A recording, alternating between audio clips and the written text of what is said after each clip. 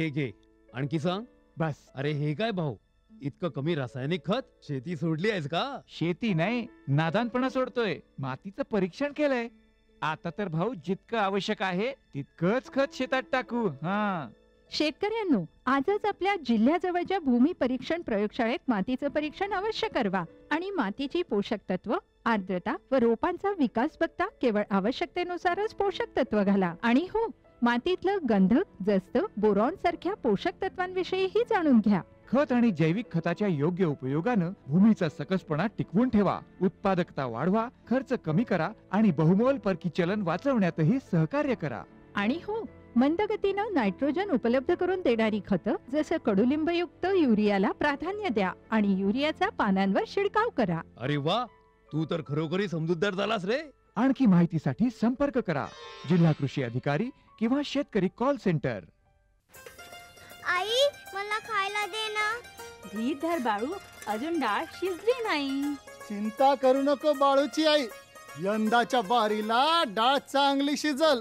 म्हणजे व NFSM द्वारे डाळीचं उत्पादन वाढवण्याची पद्धत करण्यासाठी 1000 भागांची निवड करण्यात आली आणि त्यामध्ये आपल्या भागाचा बी समावेश आहे. त्यांना आमचा काय फायदा हो? आपल्या 5 एकर शेतासाठी लागणारं खत आणि कीटनाशक याशिवाय मिनी किट बी भेटल. पण इतक्या डाळीचं करायचं काय? सरकारनं कडधान्याचं आधारभूत मूल्य खूप वाढवलं आहे आणि त्याच्या खरेदीची पुरी व्यवस्था केली आहे. त्यानं मिळकत बी वाढल. आमचा बाळू एक चांगल्या शाळेत जाऊन शेतीशास्त्रज्ञ बनल.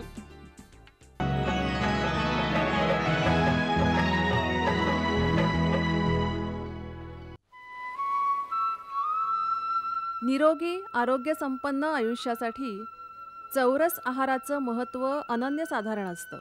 आहारात त्या त्या मोसमातल्या ताज्या फळांचा समावेशही आरोग्यदायी असतो. आपल्या महाराष्ट्रात सर्व प्रकारच्या फळांचं उत्पादन केलं जातं. आंबा, चिक्कू, डाळिंब एवढंच नव्हे तर आवळ्यासारख्या फळपिकांचंही भरघोस उत्पादन घेतलं जातं. मात्र चांगलं पीक हवं असेल तर दर्जेदार रोपं आवश्यक असतात. अशी रोपं रोपवाटिकेत बारमाही मिळू शकतात. रोपवाटिका शास्त्रीय पद्धतीनं विकसित करणं आवश्यक असतं.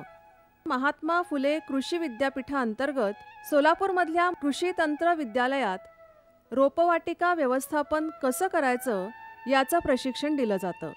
आपणा सर्वांना माहिती आहे की कोरडवाहू फळ पिकांचं महत्त्व अनन्यसाधारण आहे. त्यामध्ये आहाराच्या दृष्टीनं आणि आर्थिक उत्पन्नाच्या दृष्टिकोनातून सुद्धा या फळपिकांना जास्त महत्त्व आहे. आणि भारतामध्ये महाराष्ट्र राज्य हे उद्यान राज्य आहे. कारण उद्यान राज्य या दृष्टीनं की महाराष्ट्र राज्यामध्ये सर्व फळपिकांचा समावेश आहे. त्यामध्ये कोरडवाहू फळपिकांना अनन्यसाधारण महत्त्व आहे.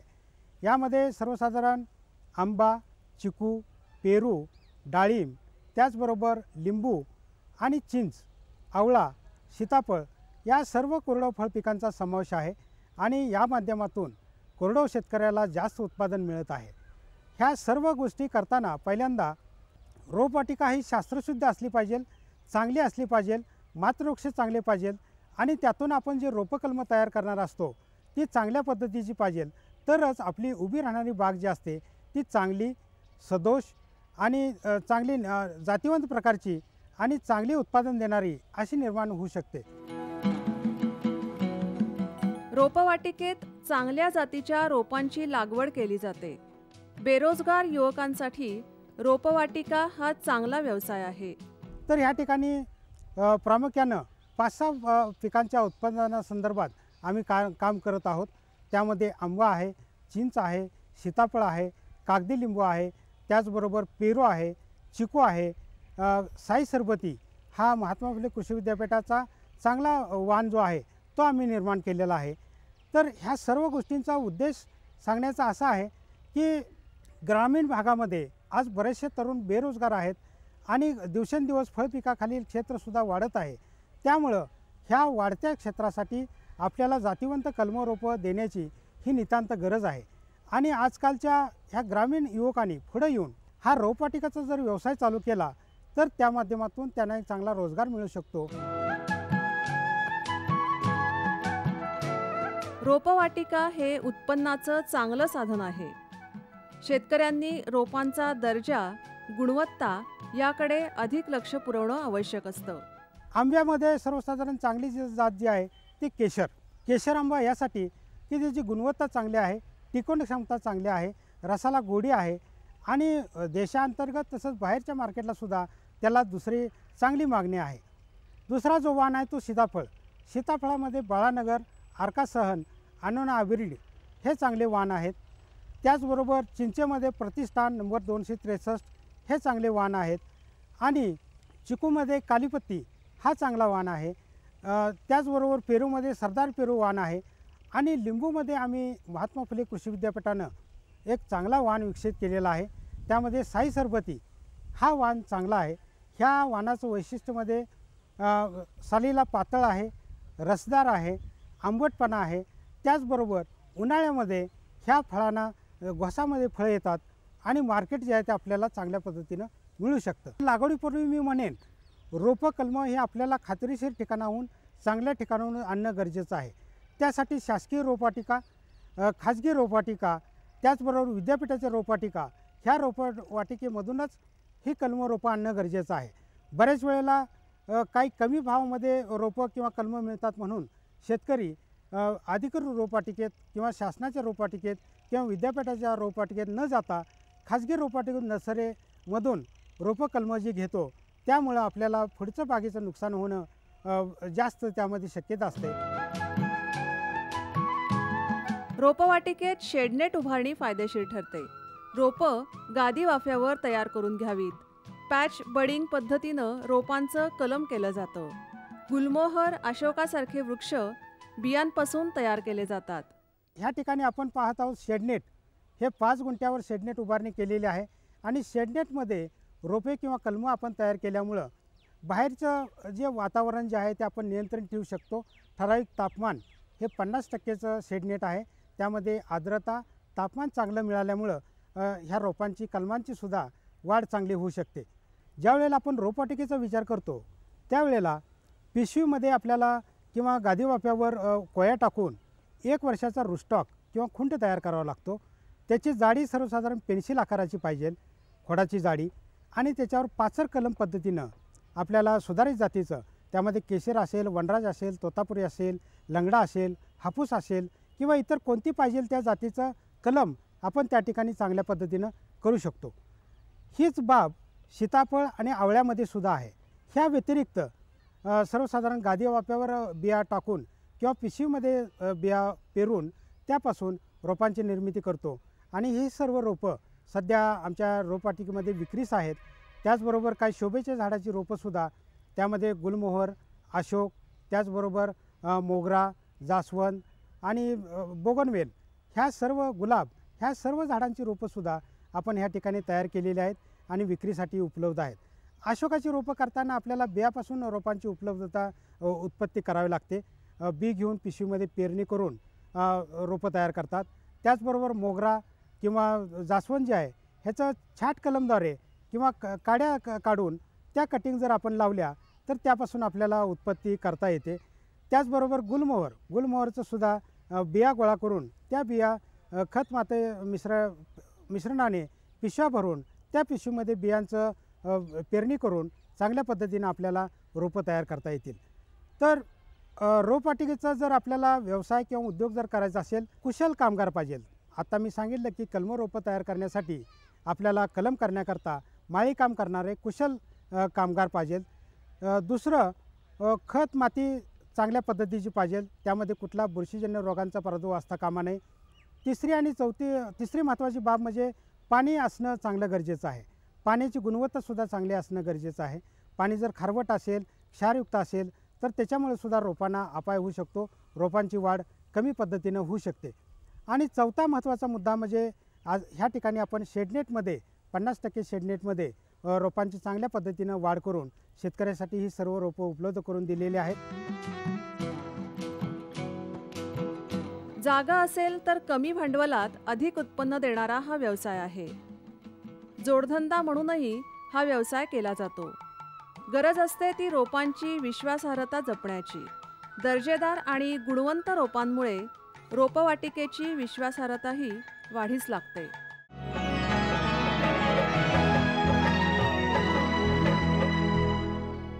हा नक्की नक्की. कुणाशी बोलत होता एवढा हसत हसत? अगं शेतकरी कॉल सेंटर, तज्ञांकडून शेतीविषयी सल्ला घेत होतो. सकाळी पण दुपारी पण? अगं शेतकरी कॉल सेंटर सकाळी 6 वाजल्यापासून रात्री 10 वाजेपर्यंत खुलं असतं. रविवारी पण? अगं हो बाई, वर्षाचे 365 दिवस खुलं असतं. कृषी संबंधी समस्यांचं आपल्या भाषेत लगेच समाधान मिळवण्यासाठी पूर्ण भारतातून कोणत्याही फोननं राष्ट्रीय हेल्पलाईन क्रमांक 1800-180-1551 वर संपर्क करा. सुगंधाच्या दरवळीमध्ये, स्वादाच्या बहारीमध्ये, प्रगतीच्या डहाळ्यांमध्ये, पसरणाऱ्या हास्यांमध्ये, हिरव्यागार झाडांमध्ये, मोठ्या मोठ्या सौद्यांमध्ये, गोड मधुर गुंजनामध्ये, आनंदाच्या चाहुलीमध्ये. NHM बागवानी मिशन. आमची आकांक्षा आपलं स्मितहास्य.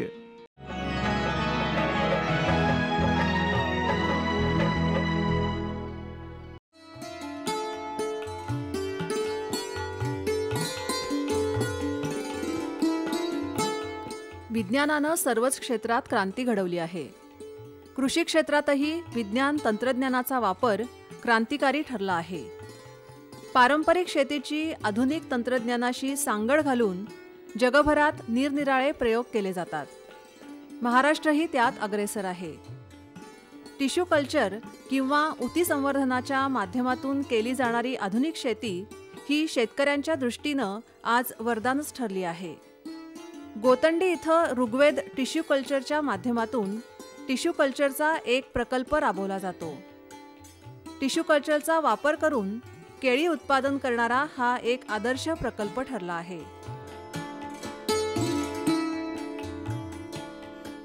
पारंपरिक शेती आणि टिश्यू कल्चर्समध्ये फायदे. यामध्ये पारंपरिक शेतीमध्ये आपण जेव्हा रोप लागवड करतो त्याला पारंपरिक शेतीमध्ये खूप उशीर लागतो, त्याला वर्षभराचा कालावधी लागतो. आणि उती संवर्धनमध्ये आपला तेवढा वेळ वाचतो. उती संवर्धन रोपं तयार करण्याची प्रोसेस असते. शेतीमधनं आधी सीड्स आणले जातात, कंद आणले जातात, त्याच्यावरती प्रोसेस केली जाते. नियंत्रित वातावरणामध्ये त्याच्यावरती प्रयोगशाळेमध्ये ती रोपं तयार केली जातात. याला उती संवर्धित रोपं असे म्हणतात. उती संवर्धित रोपं एक प्रकार असतो, कंद आणून बाहेर इनिशिएट केले जातात, त्याला फंगस बॅक्टेरियाची ट्रीटमेंट केली जाते. त्यानंतर ते लॅबमध्ये आणले जातात. लॅबमध्ये नियंत्रित वातावरणामध्ये त्याच्यावरती प्रोसेस केली जाते. सुरुवातीला कल्चर्स आणल्यानंतर त्याला इन्सेशन्स हे प्रोसेस पहिली प्रोसेस असते इन्सेशन्स. इन्सेशन्स करताना आपण हायपोक्लोराईड AgCl अशा केमिकलचा यूज केला जातो आणि त्याच्यावर ट्रीटमेंट केली जाते. सुरुवातीला जेव्हा कंद फील्डवरनं आणला जातो त्याला इनिशिएशन्स केले जातात, नंतर त्याचे मल्टिप्लिकेशन्स केले जातात जेणेकरून एका कंदापासून बरेचसे रोपं तयार केले जातात. हे रोपं तयार केल्यानंतर हे 3 हप्त्यासाठी आपण स्टोर रूममध्ये ठेवले जातो. त्याला ग्रोथ रूम केले जातात. एक कंट्रोल कंडिशनमध्ये वाढवले जातात जेणेकरून याचा प्रत्येक सेल्स क्रिएट होऊन त्यात मल्टिप्लिकेशन्स होतं. हे असली सायकल 9 सायकल केल्या जातात. 9 सायकलनंतर हे शूटिंग स्टेजला जातं.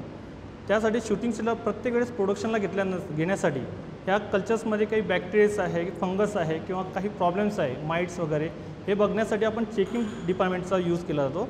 इथं प्रत्येक बॉटल चेक केली जाते. चेक केल्यानंतर ही बॉटल्स प्रोडक्शनला घेतली जाते जेणेकरून बॅक्टेरियाज असेल, फंगस असेल, हे डिस्कटिंगसाठी बाहेर पाठवले जातात आणि क्लीन्स कल्चर्स फक्त प्रोडक्शनला रिसायकलिंगसाठी इनिशिएटसाठी घेतलं जातं. रोपांच्या बेण्याऐवजी उतीसंवर्धित रोपांचा लागवडीसाठी वापर हा एक महत्त्वाचा घटक आहे. या पद्धतीमुळे महाराष्ट्रातल्या केळी उत्पादकतेत वाढ झाली आहे. टिश्यू कल्चरमध्ये रोपांची वाढ करण्यासाठी पोषक पदार्थांच्या साहाय्यानं प्रथम मीडिया तयार केला जातो. हा मीडिया निर्जंतुकीकरण केलेल्या बाटलीत टाकला जातो. मग त्यामध्ये रोपांची वाढ करण्यात येते. हा मीडिया प्रिपरेशन्स रूम आहे. इथं केमिकल्समध्ये प्रोसेस केले जाते. केमिकलमध्ये प्रोसेस करून हे मीडिया तयार केला जातो. यामध्ये वेगवेगळे स्टॉक असतात. ए स्टॉक हा मॅक्झिमम एलिमेंट्सचा असतो, बी स्टॉक हा मिनिमम एलिमेंट्सचा असतो, सी स्टॉक हा सॉल्टचा असतो, डी स्टॉक हा विटॅमिन्स असतो, ई स्टॉक हा विटॅमिन असतो. यानंतर बरेचसे असे केमिकल्स आहे, प्लांट्स ग्रोथ रेग्युलेटर वगैरे, ज्यामध्ये टायरोसिन आहे, ॲडेनल सल्फेट आहे, त्यानंतर बरेचसे असे केमिकल्स आहे, हे सर्व एकत्र करून प्रत्येक केमिकल्स हा वेइंग बॅलन्सवरती वेट केलं जातं. वेइंग बॅलन्सवर वेट करून हा स्टॉक आणि प्लांट्स ग्रोथ रेग्युलेटर हे मिक्स केले जातात आणि मीडियात स्टॉक तयार केला जातो. स्टॉक हा स्टेरर केला जातो. स्टेरर होऊन यात शुगर्स आणि पाणी वॉटरचं स्टेरर केलं जातं. या दोघांचा मीडिया बनवण्याच्या आधी केमिकलचा pH काढला जातो. तो सर्व स्टॉक यामध्ये टाकला जातो. यामध्ये पाणी, शुगर्स, जेल आणि स्टॉक हा मिक्स करून स्टेरर केला जातो. हा 90 डिग्रीला टेम्परेचर केला जातो. 90 डिग्री टेम्परेचर केल्यानंतर हा मीडिया घेऊन गाळणीमध्ये घेऊन तो बॉटल्समध्ये भरला जातो. मीडिया भरल्यानंतर हे ट्रे इथं ठेवले जातात. या ॲटोक्लेअरची कॅपॅसिटी 21 ट्रे आहे. हा ॲटोक्लेअरमध्ये ठेवून 121 डिग्रीला 20 मिनटं हा स्टेरर केला जातो, ॲटोक्लेअर केला जातो मीडिया. आणि हा ॲटोक्लेअर झालेला मीडिया बाहेर काढून 5 बॉक्समधनं आतमध्ये प्रोडक्शनला दिला जातो. 3 आठवड्यानंतर रोपांची मल्टी, शूटिंग आणि रूटिंग अशी 3 मल्टिप्लिकेशन केली जातात. या प्रक्रियेसाठी आणखी 3 आठवडे लागतात. या पद्धतीत रोपं तयार करण्यासाठी प्लांट ग्रोथ रूममध्ये नियंत्रित तापमानात 3 आठवडे रोपं ठेवली जातात. या प्रत्येक टप्प्यात स्वच्छतेची खूप काळजी घेतली जाते.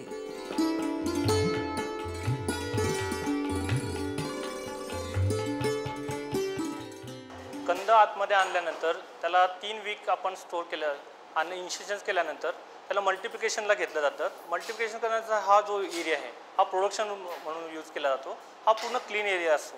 हा क्लीन एरिया असतो तरीही आपण क्लीन एरियासाठी अजून बॅक्टेरिया वगैरे फंगसचा इफेक्ट होऊ नये त्यासाठी हा क्लीन एअर फोर्स यूज केला जातो. याला लॅमिनर म्हणतात.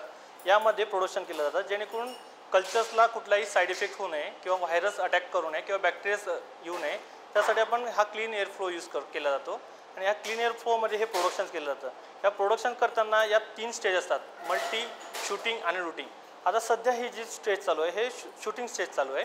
या शूटिंग स्टेजमध्ये कंदाला टॉप कट दिला जात नाही, जस्ट स्प्लिट केलं जातं. स्प्लिट करून इनॉग्युलेशन केलं जातं जेणेकरून फक्त शूट वाढेल आणि शूट वाढून तो प्लांट्स ग्रोथ होईल आणि प्लांट्स तयार झाल्यानंतर त्याला नेक्स्ट स्टेजला जाता येईल.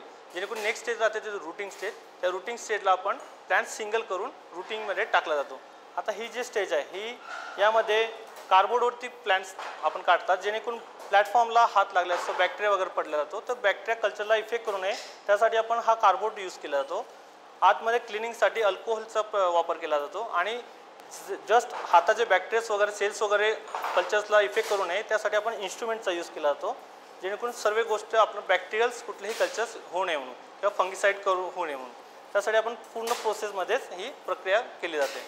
प्रोडक्शन रूम म्हणून प्रोडक्शन होऊन आल्यानंतर कल्चर्स इथं ग्रोथ केले जातात. याला प्लांट ग्रोथ रूम म्हणतात. यामध्ये 3 स्टेजचे कल्चर असतात. मल्टी कल्चर्सला मल्टिप्लिकेशन्स येतात त्या जेणेकरून याला थोडं लाईट कमी दिला जातो जेणेकरून प्लांटचे सेल्स क्रिएट होतात आणि मल्टिप्लिकेशन होतात. त्याचप्रमाणे शूटिंग स्टेज असतं. हे शूटिंग स्टेजमध्ये असं असतं याचा प्लांट्स वाढवला जातो. फक्त प्लांटची लेंथ वाढते आणि थिकनेस वाढते आणि डार्क ग्रीन होतो. यामध्ये ह्या स्टेजला प्लांट ग्रोथमध्ये त्यासाठी वाढवला जातो. आणि 3rd स्टेज आहे रूटिंग स्टेज. हे डिस्पॅचसाठी तयार केला जातो. यामध्ये रूट्स येतात आणि प्लांटची थिकनेस आणि डार्कनेस वाढतो आणि हा प्लांट्स तयार झालेला आहे. हा प्लांट डिस्पॅचसाठी बाहेर दिला जाईल आणि जेणेकरून हा प्रायमरी हार्डिंगसाठी डिस्पॅच केला जाईल. ऊतीसंवर्धित रोपं एकूण 10 महिने प्रयोगशाळेत असतात. त्यानंतर ती बाहेर आणली जातात. तरीही बाहेरच्या वातावरणाशी जुळवून घेण्यासाठी त्यांना आणखी 45 दिवस लागतात.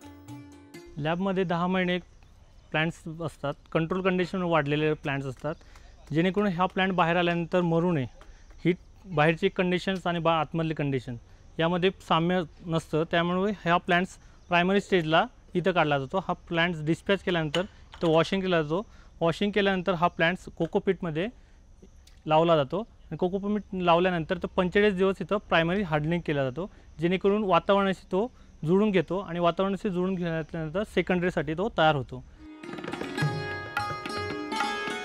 ऋग्वेद टिश्यू कल्चर प्रकल्पाचे केशव शेंडे ऊतीसंवर्धित शेतीसाठी परिसरातल्या अन्य शेतकऱ्यांनाही मोलाची मदत करतात. शेतकऱ्यांच्या जमिनीची पाहणी, नियोजन, निवड अशी लागवडीपासून रोपं तयार होईपर्यंत सर्व प्रकारचं मार्गदर्शन ते करतात. 3 वर्षापासून आमची लॅब चालू झालेली आहे. लॅबमध्ये चांगल्या प्रकारची रोपं तयार करून 52 आठवड्यांनी रोपं बाहेर येतात. बाहेर येऊन पॉली हाऊसमध्ये हार्डिंग झाल्यानंतर शेडनेटमध्ये आणतो. शेडनेटमध्ये आल्यानंतर पिशवीत टाकून चांगल्या प्रतीची रोपं तयार करून त्याची चांगली दक्षता घेतली जाते. कीटकनाशके सर्व हे करून चांगल्या प्रतीची रोपं शेतकऱ्यांपर्यंत पोचवतो. शेतकऱ्यांना चांगल्या त्याचं सुपरविजिंग करतो. आमच्या प्लॅन्टमधले मल्टिप्लिकेशन हे ते करून शेतकऱ्यांच्या दृष्टीने चांगल्या प्रतीची रोपं देऊन त्यांना चांगलं मार्गदर्शन करून चांगले त्यांचे उत्पन्न येईल, केळी चांगले येतील असे एवढी काळजी घेतो. जिल्ह्यात थोड्याफार गावात एक डेमो प्लॉट घेतो. तिथं प्रत्यक्ष आमचं BSc ॲग्री माणूस जाऊन सुपरविजिंग करतो. प्लॅनिंग शेड्यूल देतो सुरुवातीपासून शेवटपर्यंतचं. त्या प्लॅनिंगप्रमाणे चालून 8 दिवसाला एक व्हिजिट करून चांगल्या प्रतीचं उत्पन्न कसं मिळेल आणि मग त्याला सिलेक्ट करून टॅगिंग करून त्याचे घड बीड 55 ते 60 किलोपर्यंत येतील असे ह्याची काळजी घेऊन सिलेक्शन करून त्याचं दुसरं पीक कसं घ्यायचं असं पहिलं 12 महिन्यात, दुसरं 9 महिन्यात, तिसरं 9 महिन्यात असं 27 ते 28 महिन्यात 3 पिकं त्याला कशी मिळतील त्या पद्धतीने प्रयत्न करतो आम्ही.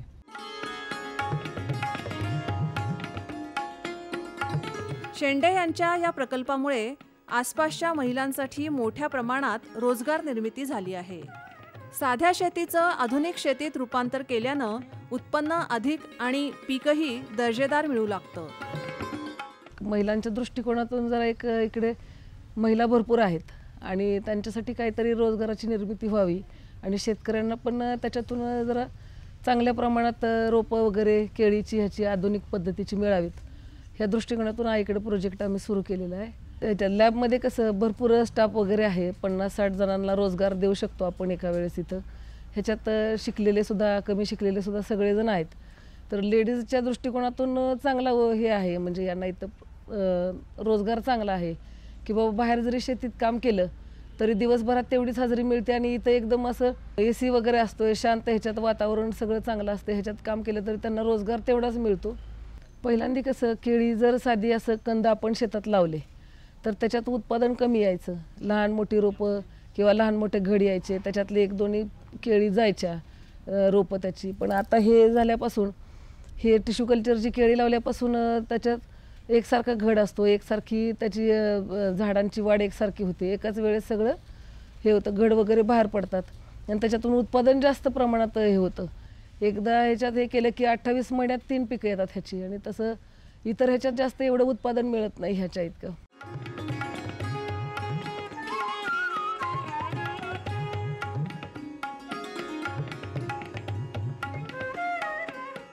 टिश्यू कल्चर रोपांच्या लागवडीचे अनेक फायदे आहेत. या रोपांमध्ये उत्कृष्ट मातृवृक्षाचे गुण सारखे येतात. रोपं विषाणूजन्य रोगापासून मुक्त असतात. लागवडीसाठी रोपं वर्षभर उपलब्ध होऊ शकतात. पीक कमी कालावधीत येतं आणि उत्पादनातही वाढ होते. टिश्यू कल्चरचे असे अनेक लाभ मिळतात. पारंपरिक शेती करणाऱ्या शेतकऱ्यांनी थोडं धाडस दाखवून आधुनिक पद्धतीचा अवलंब केला तर विकासाचा मार्ग फार दूर राहणार नाही. आधुनिक शेतीचा मार्ग प्रगतीकडेच घेऊन जाणारा आहे.